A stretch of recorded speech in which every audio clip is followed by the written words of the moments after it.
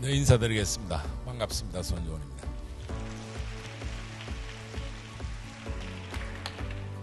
내용을 이렇게 이야기해달라고 제안이 들어왔더라고요. 크게 한 4가지 정도인데, 첫 번째가 지금 기업인으로서 전진할 수 있는 그 신앙의 힘이 뭐냐, 그 부분 좀 이야기해달라고 그랬고, 또 앞으로 남은 사명이 뭐냐, 그리고 세 번째는 제가 최근에 그 홍진경의 공부왕 찐천재에서 공부란 무엇인가라는 걸 찍었는데, 그게 생각보다 반응이 한 100만 명 가까이 봤어요. 그래서 거기에서 이제 제가 공부는 본질적으로 개념이다, 그 개념은 용어 속에 들어있다, 이 이야기를 했는데, 그러면 신앙인으로서의 개념의 본질이 뭐냐, 이걸 이야기를 해달라 그랬고요. 마지막으로 아주 구체적으로 기업을 운영하는데, 특히 메가스터디 같은 경우에는 강사진들을 잘 운용을 해야 되거든요. 그걸 어떻게 설득하느냐, 이렇게 한 4가지를 이야기를 해달라고 그랬는데, 그래서 그걸 가지고 고민을 하면서 제가 내린 결론은 제가 살아왔던 삶의 가장 어떤 그 에너지의 연원과 근원이 어디에 있느냐 생각을 해보니까, 제가 고등학교 2학년에서 3학년 올라가는, 그리고 고3 한 1학기까지 그 청년의 때에 여호와를 기억했던 그 삶이 현재의 메가스터디를 만들지 않았는가, 그렇게 생각해서 그 부분 이야기를 먼저 첫 번째로 하겠습니다. 앞에 단상이 없어서 제가 조금씩 넘기는데 소리가 날 것 같습니다.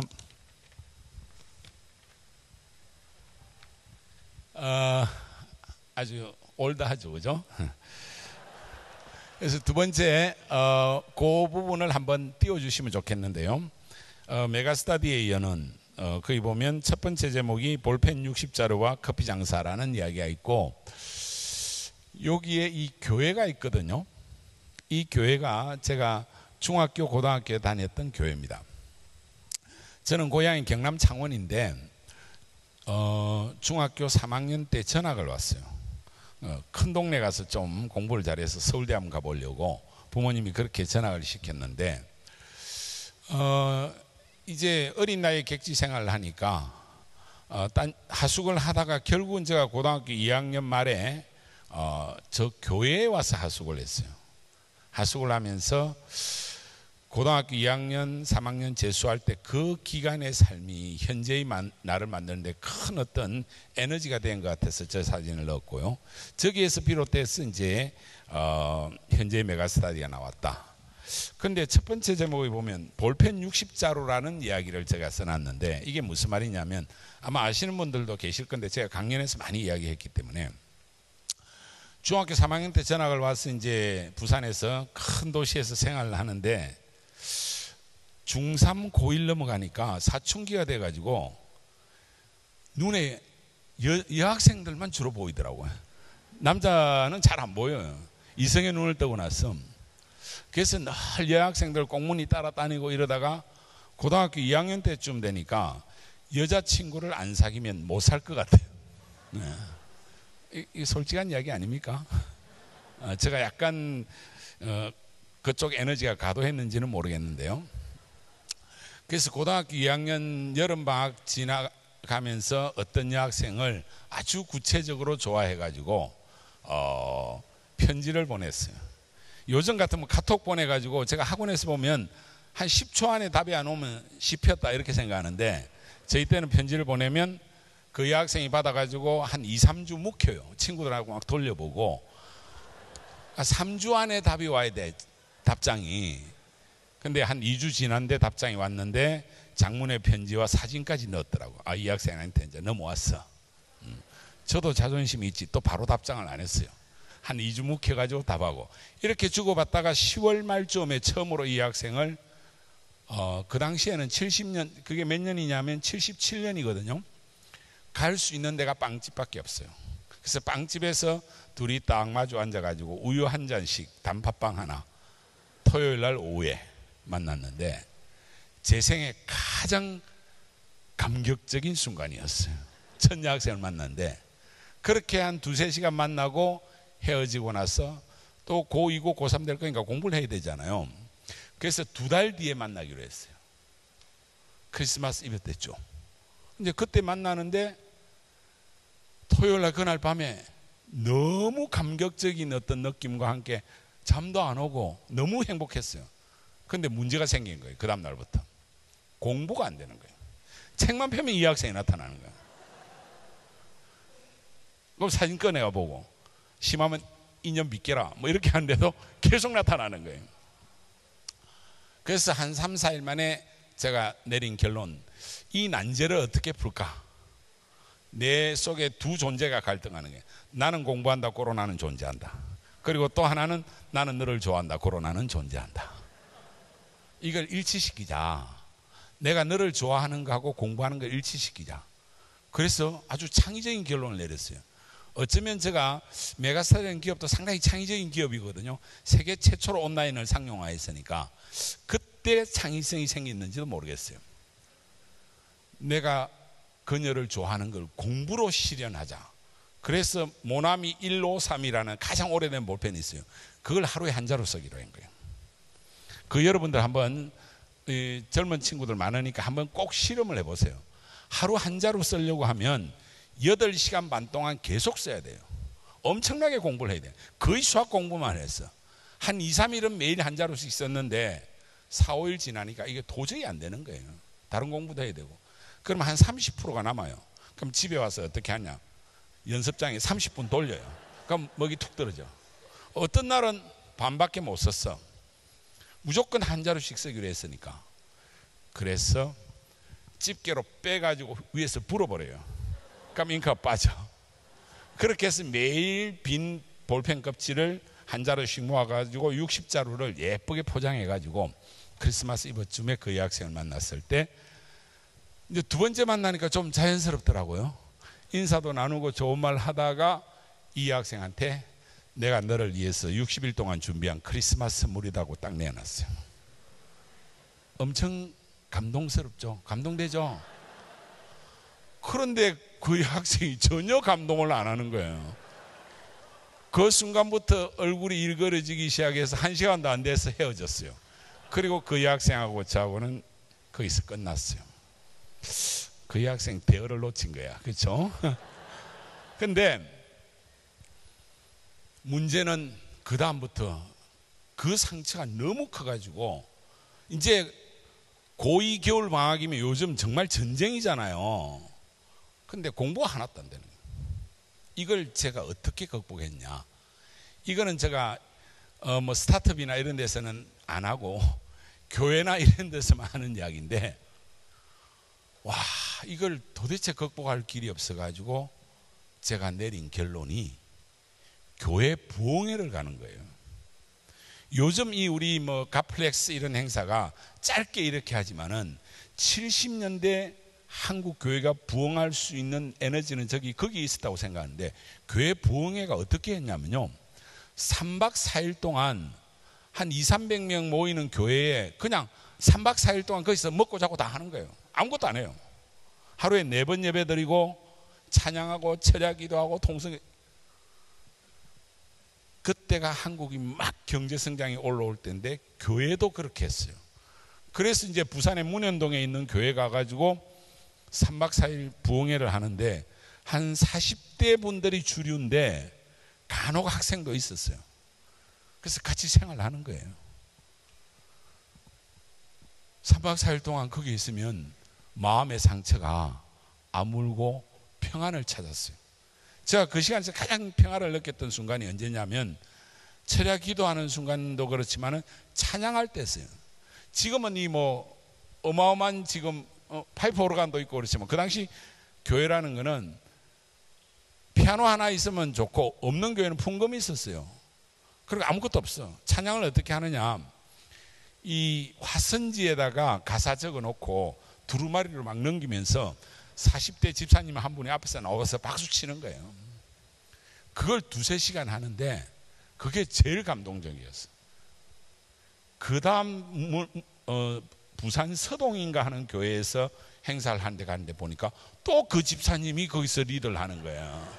그래서 내가 너무 하고 싶어가지고 둘째 날에 무슨 이야기를 했냐면, 집사님 지난번에도 봤는데 오늘 또 만났는데요, 앞에서 리더를 제가 한번 하면 안 될까요? 이러니까 너 일로 왔다 그러더라고.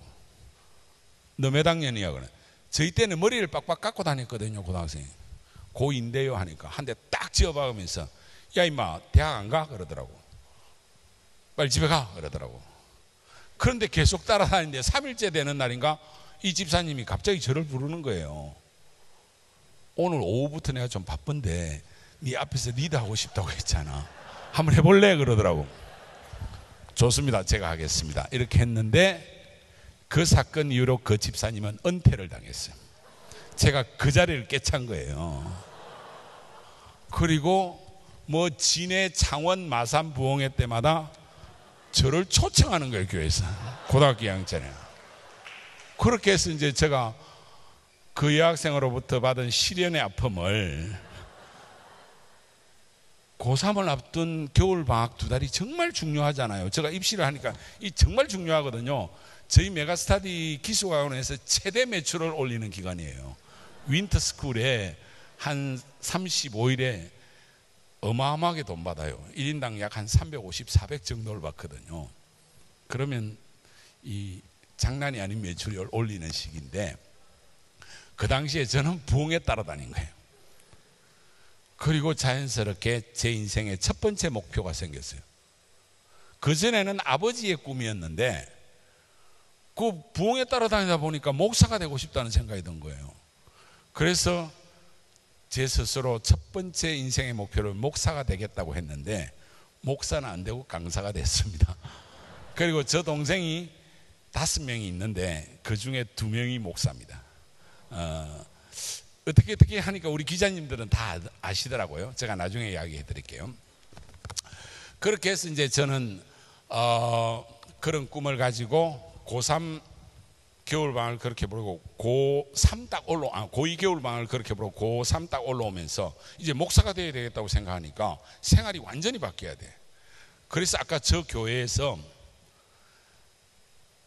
주일날 0시 땡땡이 되면 딱 교회에 올라가 가지고 새벽 4시 반까지 기도하고 새벽 기도하고 5시 반에 하숙방에 내려와서 자고 8시에 딱 일어나 가지고 8시 딱 일어나서 9시까지 준비해 가지고 9시부터 고등부 해가 쭉 해서 저녁 8시 저녁 예배까지. 제가 목사님이나 전도사님보다 더 바빴어요 그 당시에. 그리고 8시 딱 되면 빨리 자야 돼. 왜? 주일이 끝나면 월요일 0시에 일어나야 돼. 다른 친구들은 일요일 공부 엄청 열심히 했는데 나는 하나도 안 했으니까. 그래서 월요일 0시 땡땡 일어나가 공부를 하고 그렇게 해도 2달 날린가 하고 그 당시 치열한 입시를 생각하니까 이게 도저히 계산이 안 나오는 거예요. 그래서 제가 고3 때 어떻게 공부를 했냐면 학교를 가서 딱 마치고 야자를 안 하고 저는 집으로 왔어요. 와서 하숙집에서 밥 먹고 저녁 7시까지 독서실 가가지고 그 당시 독서실이 12시 통금이 있었기 때문에 12시 전에 집에 오든지 아니면 새벽 4시에 집에 갈 수 있었어요. 새벽 4시까지 공부하고 4시 땡 되면 빨리 와서 2시간 자고 학교 가고 학교에서 틈틈이 한 1시간 자고. 그러니까 이게 6개월 버티는 게 거의 한계였죠.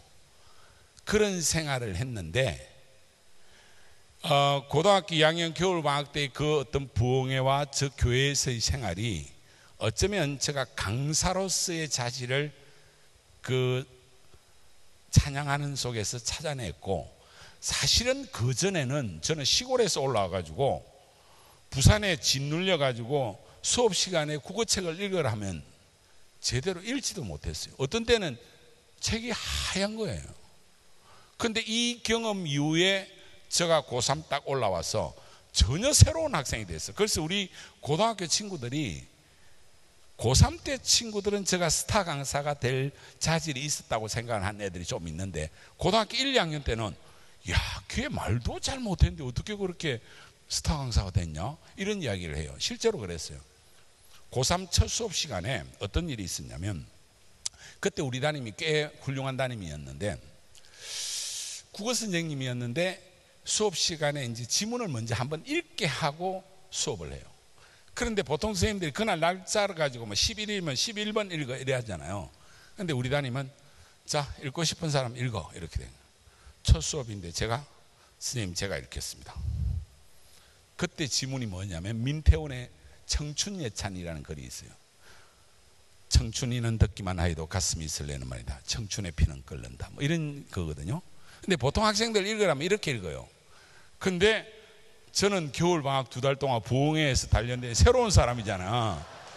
그러고 나 자신이 앞으로 목사도 되고 싶고, 그거 이제 당당하게 내가 내 삶에 맞서자 이런 생각을 한 거예요. 그래서 첫 시간에 딱 읽는데 제가 읽겠습니다 하니까 애들이 깜짝 놀래더라고. 그리고 청춘 예찬, 청춘 이는 듣기만 하여도 가슴이 설레는 말이다. 교실이 다 뒤집어진 거야. 그런데 그때 담임이 훌륭했어. 잠깐, 주원이가 지금 잘 읽고 있어. 이 지문은 강건책이기 때문에 이렇게 읽어야 돼. 계속 읽어. 이렇게 청춘의 피는 끓는다 이러니까 잠잠하면서 쫙 읽고 나니까 실제로 지문이 잘 이해되기도 하고, 그러면서 그 선생님의 격려도 있고 이래서 제가 고등학교 3학년 1학기는 정말 멋지게 보냈어요, 제 인생에서. 그러면서 주일날 남는 시간에는 부흥회, 이제 우리가 그 당시에 청년 수련회 이런 게 있었는데 우리 고등학생만 따로 하자 해가지고 연합회를 제가 만들었어요. 그렇게 해가지고 마산까지 연결해가지고 처음으로 제가 다니던 교단이 아주 작은 교회예요. 재건 교회라고 목사님들은 알아요. 신사참배 투쟁했던 교회인데 지금 전국에 200개밖에 안 되고 100명 넘는 교인을 가지고 있는 교회도 50개도 안 돼요. 그런 작은 교단인데 나름대로의 자부심은 아주 있는 교단입니다. 그런데 이제 그걸 모아서 처음으로 학생 수련회라는 걸 마산에서 하게 된 거예요. 근데 이걸 지금 딱 하려고 하는데 학교 야자 보충 수업 때문에 못 가는 거예요. 그래서 제가 우리 담임한테 가서 어떤 이야기를 했냐면, 선생님, 제가 이러이러한 걸 준비했는데 3박 4일 동안 하는데 수업을 빼주십시오 하니까 그 담임이 지금도 살아계셔서 저하고 연락하는데 아주 훌륭한 선택이다, 학교 안 와도 돼, 이렇게 된 거예요. 그래서 마산에서 한 500명 모여서 우리가 행사를 하고, 그 힘을 바탕으로 제가 또 뭘 했냐면, 그 당시에 우리 담임이 학력고사 그때는 예비고사였어요. 예비고사 시절인데 49일 전에 49제 겸 고사를 지냈어요. 돼지머리 나놓고 돈 키우고 이렇게 애들 시험 잘 치게 하려고. 그래서 올해도 고사를 우리가 어떻게 할까 담임이 그러더라고요. 그래서 제가 전심이한테 올라가, 선생님, 세상이 많이 바뀌었습니다. 고사에 대해서 기독교는 미신이라고 생각하는 면도 있고 요즘 기독교인들 많이 넣는데 조금 다른 방식으로 이걸 예비고사를 위한 예배로 바꾸면 어떻겠습니까? 그러니까 이 담임이 또 창의적이라는 거예요. 그렇게 해서 사실 고3 때 예비고사 앞두고 그런 행사도 했고, 그래서 저는 어떤 면에서 아까 그 사진에 있는 그 고3 때에 고2에서 고3 때 올라갔던 것이 현재의 메가스를 만드는데 가장 어떤 큰 힘이 됐다라는 생각이 들었고, 그래서 제가 결혼을 좀 빨리 했어요. 대학교 4학년 들어가기 전에, 복학하기 전에 결혼부터 했어요. 나이 26세. 근데 그때 결혼은 저는 좀 쉽게 생각을 했어요. 나는 요즘 우리 젊은이들이 생각을 조금 자유롭게 하면 좋겠는데 어떻게 했냐면, 이제 뭐 더 이상 헤매기도 싫고 또 저희 집 사람도 약간 독특한 사람이에요.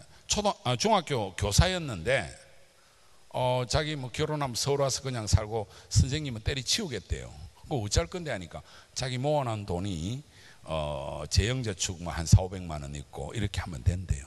그러니까 내가 또 거기에 뒤질 수가 없잖아요. 그래, 맞아, 나도 졸업 안 했으니까 어머니한테 등록금은 달라 하면 되고, 그리고 결혼을 안 했다면 하숙비는 줄 거니까 결혼하더라도 하숙비는 졸업할 때 취업할 때까지 달라 하면 어머니가 줄 것 같아. 그래가지고 돈 거의 하나도 없이 신림 이동의 12평짜리 다세대 주택에 1200만 원에 전세 들어서 처음 살았습니다. 그런데 방이 2개가 있었어요. 살다가 보니까 저 방 하나를 놀릴 수가 없다는 생각이 드는 거예요. 그때 여동생이 서울대 불문학과를 다니고 있었어요. 그래서 그 여동생을 제가 설득을 해가지고 저희 집에 유치를 했어요. 이 친구가 지금 목사이면서 서울대 종교학과 교수인 손은실 교수입니다. 그래서 이제 그러니까 동생 하숙비까지 있으니까 이제 생활이 넉넉한 거죠. 근데 여기서 욕심을 더 낸 거예요. 제가 남동생이 종로학원에서 재수를 하고 있었는데 저놈도 여기에 유치할 명분이 있어. 야, 형하고 누나가 서울대생이니까 마무리를 우리 집에서 하면 학력고사 대박이야 해가 제가 저 안국동에 있는 놈을 저희 집으로, 그 당시에 남자 여자가 한 방에 막 살고 그랬거든요. 동생 2명을 하숙을 유치했는데 경제적으로 꽤 여유가 있었죠. 근데 신혼올케가 오래 안 갑니다. 여동생이 한 연말쯤 되니까 언니는 정말 훌륭하고 좋은데 같이 사는 건 아닌 것 같아 하면서 나가더라고요. 근데 남동생 이놈이 서울대 갈 줄 알았는데 성적이 안 돼가 연대 전자공학과를 갔어. 신촌은 멀리 떨어져 있잖아. 졸지에 1월 말에 하수생이 다 나가버린 거예요. 제 첫 직업이었는데. 그래서 87년 2월 24일 날 엄청난 저한테 경제 위기가 왔어요. 아니 저희 집사람 돈이 3만 원밖에 없대요. 3만 원. 이것 가지고 어머니 올라올 돈 계산하면 보름을 살아야 된대요. 그래서 야, 네가 지금 말하면 어떻게 하니? 그러니까 네가 학생 주제에 뭐 방법이 있냐? 라면, 콩나물 이런 거 먹으면 된대요. 그래서 제가 또 자존심이 있지. 무슨 소리 하냐고. 내가 나가서 돈 벌어 올게. 문을 콱 닫고 나오는데 하루 종일 돌아다니도 답이 안 나와. 근데 제가 2월 25일 딱 하루 만에 멋진 답을 찾았어요. 이 멋진 답이 뭐냐면 답이 2월 26일이 답입니다. 이게 무슨 말이냐면 매년 2월 26일 날 서울대 졸업식 하는 날이에요. 근데 우리나라 그때는 가난해가지고 서울대학교에 체육관이 없었어요.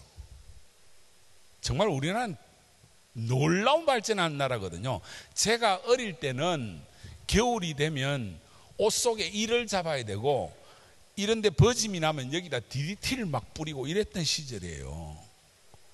정말 세계에서 꼴찌에서 2-3번 나라에서 세계 10대 강국이 됐으니까 저는 정말 놀라운 경험을 한 건데, 하여튼 2월 26일 날 서울대 졸업식장에 가서 커피 장사를 하면 내가 보름은 넉넉하게 살겠다. 그래서 그날 25일 날 집사람한테 야, 내가 내일 15만 원 이상 벌어올 테니까 장사 미천 10,000원 달라. 그래서 10,000원 받아가지고 종이컵하고 커피 믹스 딱 사가지고 2월 26일 날 아침부터 물 끓이고 큰 보온병 10개 빌려가지고 그 신촌에 입학 막 하려는 그 동생 그놈 부르고 친구 부르고 해서 3명이 서울대 졸업식장에 딱 간 거예요. 아니나 다를까 그 당시만 하더라도 서울대 졸업은 가문의 영광이거든요. 한 3만 명 이상 왔는데 제가 몰랐던 게 있어요. 푸드트럭이 한 40-50대 와 있는 거예요. 곳곳에 커피 부스가 딱 설치되어 있는 거예요. 제 동생이 보더만은 형님 게임 끝났습니다. 날씨 추운데 돌아가시죠 그러더라고요. 야, 큰일 난 거예요. 장사 미천에 재산의 3분의 1 집어넣었는데. 그래서 아니다. 우리에게는 저들이 가지고 있지 않는 놀라운 힘이 있다. 그들은 고정된 장소에서 서울대 운동장이 되게 큰데 양 사이드에 있는데 졸업식장 가운데 있잖아요. 우리는 기동력이 있다. 그냥 들어가서 졸업식 진행되는 중에 종이컵에 물 이제 믹스하고 따라주면서 졸업을 축하합니다. 가문의 영광입니다. 그러니까 그냥 막 받아요.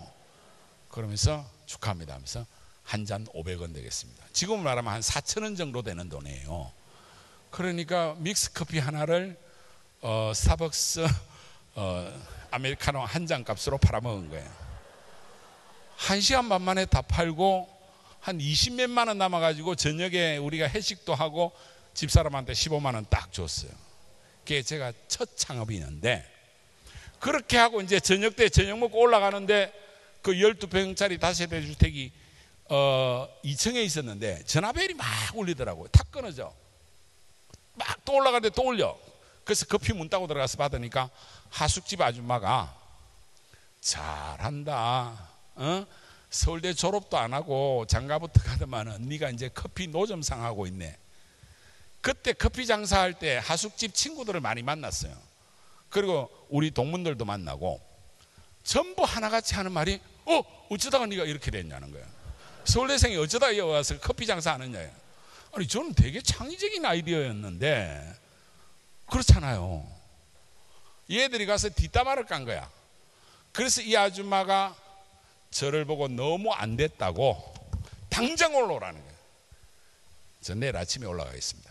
그렇게 해서 2월 27일 날 제가 그 하숙집 아줌마가 과외를 소개시켜 준 거예요. 그 당시에 과외 소개에 제일 큰 브로커가 신림동 아줌마들입니다.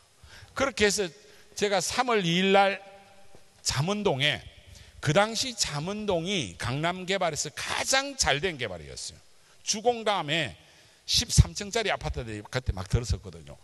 제가 48평 집에 가보고 막 눈이 뒤집어진 거예요. 세상에 이런 집이 다 있냐.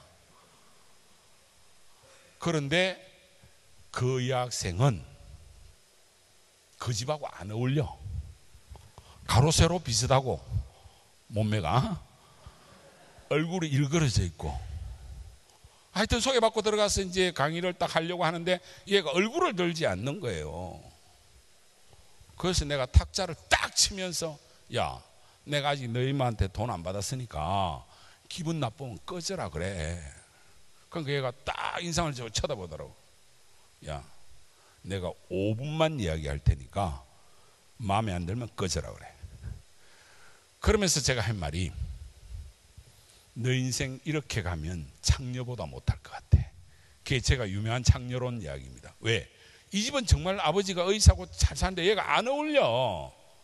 그러면 분명히 얘는 적당히 공부가 안 되면 유학 보내고 다이어트 시키고 성형해가지고 돈 있는 놈한테 팔아먹을 것 같아. 예전에는 여자들을 그렇게 시집 보내는 게 있었어요. 그럼 그건 네 인생 아니다. 창녀는 몸 팔면 화대라도 바치면 니는 놀이개도 되고 재산도 갖다 바치는 어이없는 인생이 내 눈앞에 지나간다. 딱 그러니까 얘가 당신 마음에 든다는 거야. 정말 제가 최고의 학생을 만난 거예요. 그래서 3월 2일 날 제 인생의 기인을 만났어요. 이 이야기가 제가 한 그 유튜브에 한 200만 뷰가 있는 게 있습니다. 그게 이 학생 이야기가 나오는데, 그러면서 서로 한번 목숨 걸고 공부해보자 이렇게 됐어요. 얘가 서문여고 학생이었는데 반에서 한 20등 하던 애가 중간고사에서 10등으로 딱 올라왔어요. 그리고 기말고사에서는 전교 15등을 한 거예요. 반에서 1, 2등이에요. 그럼 여기에 뭔가 놀라운 비법이 하나 있었겠죠. 여름방학 때, 그때 서문여고는 기말고사를 여름방학 끝날 때 봤어요. 여름방학 때 내가 강력한 숙제를 하나 내줬는데 그 숙제가 뭘 것 같아요? 아까 전에 이야기한 하루에 볼펜 한 자루 쓰기. 10년 전에 그 여학생한테 까였던 그걸 여기서 쓴 거예요. 근데 얘는 하루에 볼펜 한 자루를 다 썼어요. 그렇게 해서 인생을 바꿔서 실제로 얘는 그 뒤에 행시에 차석 합격하고 지금 세종시의 고위공직자입니다. 그러면서 이 학생 때문에 저 인생이 바뀐 거예요. 그래서 그 다음 이야기를 보면 어쩌다 메가스타디라고 이야기를 하게 된 겁니다. 저기 한 세 가지를 이야기했는데, 앞에 한 10년은 아주 인텐시브한 학원, 소수의 학생을 20명을 딱 가르쳤어요. 고3을 혼자서 전과목 가르치고. 그런데 한 10년째 하면서 제가 늘 괴로웠던 게 뭐가 있었냐면, 강남의 부잣집 애들을 가르치는 게 윤리적으로 문제가 있는 거예요. 내가 이 학생한테 최선을 다해주고 어머니가 저한테 최선을 다해서 수업료를 내는 거는 개인 윤리적으로는 선이에요. 그러나 공부 못하는 애를 끌어올려서 잘하는 애가 떨어지면 사회적 불평등이 심화되잖아요. 사교육이 가지고 있는 가장 큰 문제, 특히 고액가에나 가지고 있는 문제가 큰 거거든요. 그래서 제가 대학 다닐 때 라인홀드 리버의 도덕적 인간과 비도덕적 사회, 그분이 시카고의 옛날에 유명한 목사였습니다. 개인 윤리적으로 선하다 하더라도 사회 구조적인 악이 되는 문제에 대한 걸 아주 심도 있게 논의한 책인데, 그런 고민을 제가 늘 하고 살았던 사람인데 이렇게 살 수 없다. 그래서 사실 제가 딱 10년째 되던 36세 그런 인텐시브한 학원을 접기로 했어요. 접고 새로운 인생을 선택했는데, 새로운 인생을 선택해 보려고 하니까 따로 아는 게 없어. 배운 도덕질이 이거밖에 없어. 그래서 96년 1년간 고민한 걸 12월 31일에서 97년 1월 1일 연말 연시에 제가 경기도 이천을 갔어요. 왜 이천을 갔냐면 서울에서 가깝고 온천도 있고 내가 이 집중 고민하러 갔거든요. 가서 34시간 동안 집중 고민을 했는데, 그 34시간 동안 내린 결론이 소위 말하는 이천구상입니다. 그런데 이천이라는 데를 특별히 간 이유가 또 하나 더 있습니다. 2000년 이후에 내 나이가 40이 되는데 그때 인생의 승부를 걸어야 되겠다라는 차원에서 제가 이천에 가서 내린 결론이, 내가 가장 잘할 수 있는 걸 정직하게 하자. 그래서 지금도 제 방에 가면 깨끗한 장사꾼이 되자라는 걸 써놨는데, 그걸 여기에서 결론을 내리고 와서 그때 제가 만들어 온 구호가 루트 97 신화창조의 원년, 기니까 생략하겠습니다. 그 패가 지금도 있는데, 왜 루트 97 신화창조의 원년이라 했냐면 36살까지 내가 열심히 살아왔지만은 뭔가 뿌리를 못 내린 것 같아. 제대로 뿌리를 내리고 싶다. 그러나 37살에 내가 한 살이라 생각하고 새로 살자. 그래서 제가 나이가 그렇게 얼마 안 됩니다. 아직 뭐 30도 안 됩니다. 이때부터 한 살이기 때문에. 그런데 기업을 만들면 저 루트라는 것의 원리를 가지고 하자 하면서 한 자씩 딴 겁니다. R이 리저너블, 하나 O는 오가닉. 그때는 영어를 잘 몰라서 오가닉이래. 이 오가닉이 유기농 뭐 이런 뜻인데 전 상당히 조직적인 이런 의미로 했어요.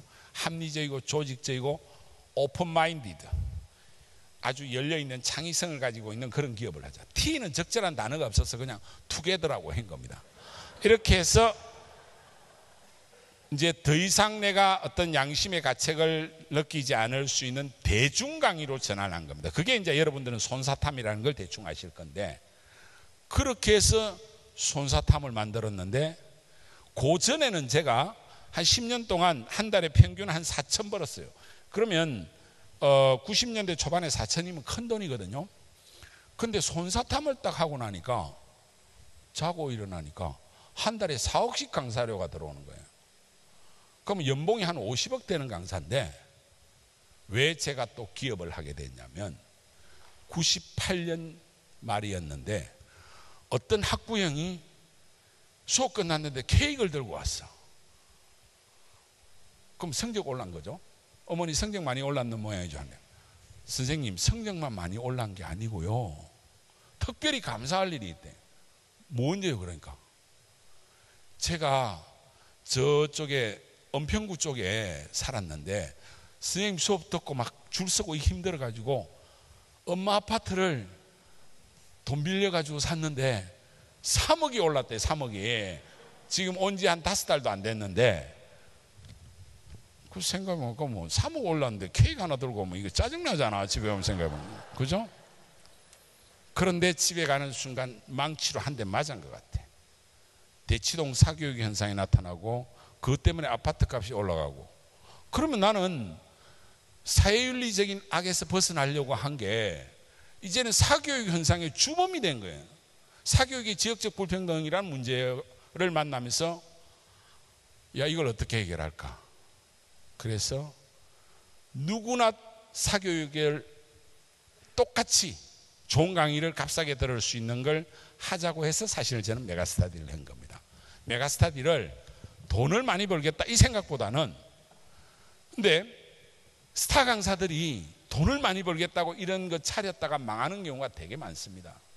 어쩌면 제가 메가스터디를 만들 수 있었던 어떤 에너지는 다시 돌아가서 고등학교 2학년 때 하루 볼펜 한 자로 쓰는 창의성, 그리고 그 절망감을 부엉해서 뭔가 강력한 강사로서의 에너지를 찾아낸 것, 그러면서도 내가 기독교의 어떤 청교도적인 윤리를 바탕으로 해서 살 수 있었던 그 에너지가 이걸 만들어냈습니다. 그러면 이런 것에 가장 연원이 어디 있느냐?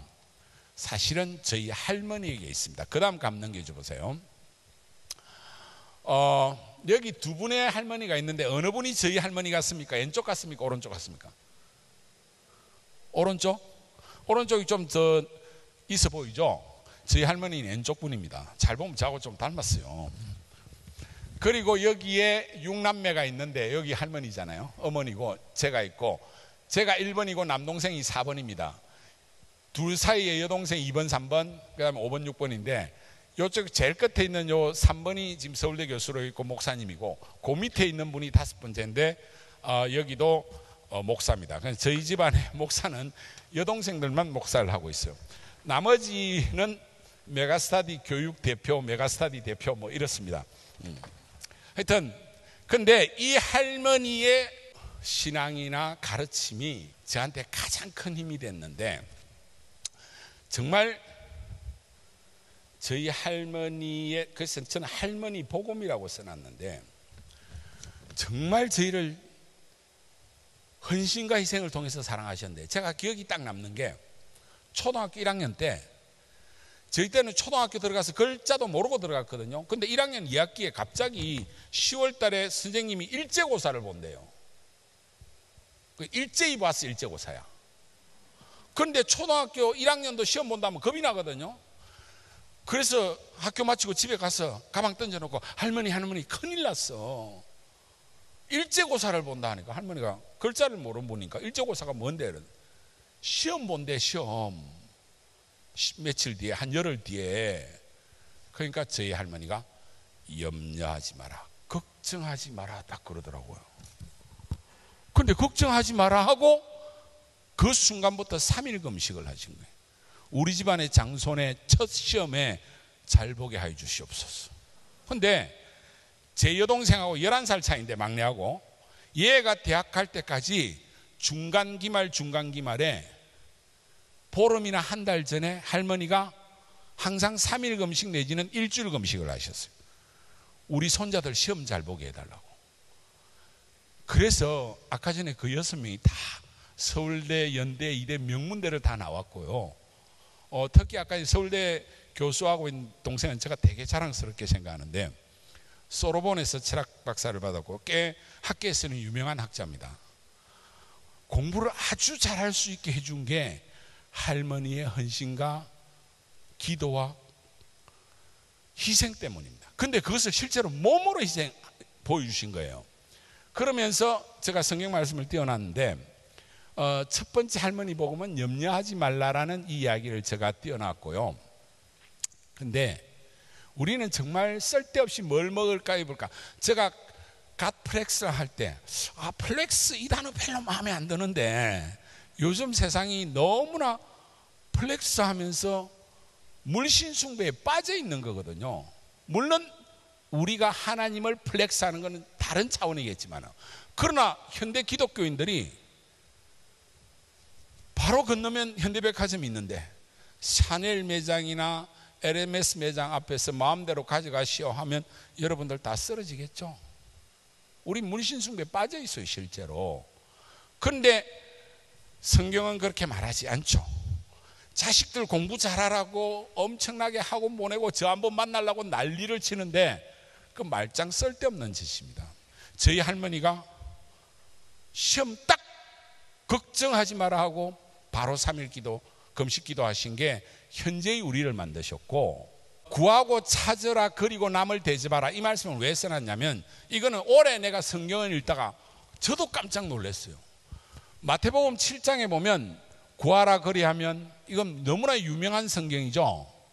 한국 기독교인들은 구하라 두드려라 그러면 얻을 거다, 열릴 거다, 거기에 다 빠져 있는데, 이 말씀이 그러므로 그게 띄워주십시오. 그러므로 이 구절의 결론이 무엇이든지 남에게 대접을 받고자 하는 대로 너희도 남을 대접하라. 이것이 율법이고 선지자라. 그러면 예수님이 산상수훈에서 구하라, 문을 두드리라 한 게 결론이 뭐예요? 너가 원하는 거 다 얻게 해준다, 다 열어준다 아니에요.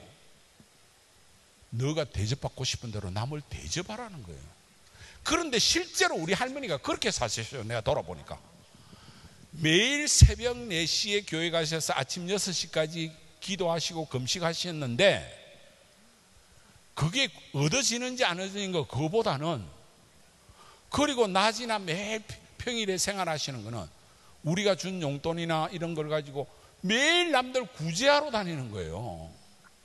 그래서 제가 지금도 고향에 창원에 내려가면 어떤 이야기를 듣냐면, 너희 형제간들이 다 잘된 거는 너희 할머니가 얼마나 이 동네에서, 너 할머니부터 용돈 안 받는 사람은 거의 없다. 우리의 구하라는 기도는 남을 대접하라는 이야기라는 걸 저는 느꼈어요. 그래서 다음 페이지 좀 넘겨주십시오. 이런 고민 때문에 제가 2015년에 인생에서 엄청 고민을 하다가 할머니의 결론을, 나는 할머니만큼 못 사는데 이 정도는 하자 해서 제가 제 사재를 한 300억 내서 재단을 하나 만들어요. 300을 낸 이유도 솔직히 제가 월 4,000번은 학원에서 월 4억 번은 스타 강사가 되니까 11조를 정확하게 못 하겠더라고요. 많이 떼먹었어요. 떼먹은 거 대충 계산해 보니까 한 300억대. 그래서 이 재단을 만들었는데요. 한번 다시 띄워주십시오. 이 재단을 만들면서 제가 내세운 남은 인생의 목표가 능력 있는 호구로 살자. 남한테 복수하지 말고 호구로 살자. 그리고 나쁜 놈은 되지 말자. 좋은 놈 되기에는 좀 한계가 있고. 그렇게 해서 이 중소벤처기업부에 소속되어 있는 이 재단이, 저 윤미는 제가 이 자식을 교통사고로 둘이를 먼저 잃었습니다. 그 딸 이름인데요. 그렇게 해서 아마 여기 여러분들 보시면 클래스 101이나 뉴빌리티나 지토, 스탈링, 원더월, 애기야 가자 이런 회사들 알 건데, 저희 재단에서 투자해서 첫 투자를 받아서 큰 회사들입니다. 그래서 저는 이렇게 살고 싶은데, 이것도 마태복음 5장에 보면 눈에는 눈, 이에는 이로 갚으라, 그게 아니다라고 이야기하고 있죠. 내게 구하는 자에게 주며 내게 꾸고자 하는 자에게 거절하지 말라. 결국은 인생에서 호구가 되라는 이야기인 것 같아요. 그래서 저는 할머니의 그 실천과 가르침을 그나마 이렇게는 살고 싶은데, 이 이야기 자체가 혹시 또 잘못되면 예수 팔아가지고 저 이미지 올리고 메가스타디 브랜드 올리는 장난이 될 위험성이 있다는 걸 늘 압니다. 저는 그 정도 사람은 아니니까 제 이야기를 오늘 새겨들으시고 마지막 장표 한번 띄워주시기 바랍니다. 결국은 오늘 우리가 갓플렉스, 그러면 진짜 청년의 하나님을 뽐내려고 하면 어떻게 되느냐. 저는 되돌아보니까 고등학교 때, 대학교 때 참 와닿았던 말씀 중에 하나가 전도서 12장 1절 2절. 너는 청년의 때에 너의 창조주를 기억하라. 곧 공고한 날이 이르기 전에, 나는 아무 낙이 없다고 할 해가 가깝기 전에, 해와 빛과 달과 별들이 어둡기 전에, 비 뒤에 구름이 다시 일어나기 전에 그리하라. 그러니까 솔로몬이 모든 영광을 누렸지만은 헛사였다는 거죠. 그래서 전도서 1장이 헛되고 헛되니 모든 것이 헛되도다 하면서 12장 결론을 이렇게 내린 겁니다. 여러분들이 진짜 갓플렉스는 이 청년의 때에 여러분의 창조주를 기억하는 것이 진정한 갓플렉스라고 생각합니다. 감사합니다.